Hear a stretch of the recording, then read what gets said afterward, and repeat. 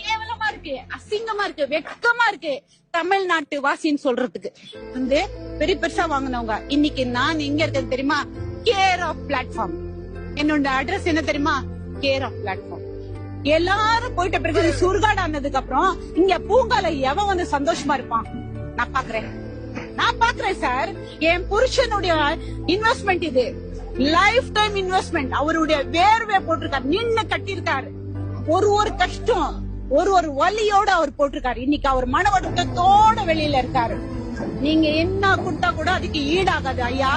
தமிழ்நாட்டு முதலமைச்சர் அவர்களுக்கு இது போகிறோம். இது இந்த மாதிரி எத்தனை நகரம் நீங்க அடிச்சடிக்கிறீங்க. இதோட சாபம் எல்லாம் மொத்தம் வரும், காட்டும், அதோட பிரதிபலிப்பு வரும்.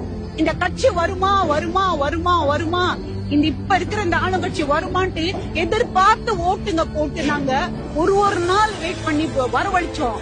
வந்து உட்கார்ந்த உடனே எங்களுக்கு ரொம்ப நல்ல பரிசு கொடுத்தீங்க. ரொம்ப நன்றி ஐயா.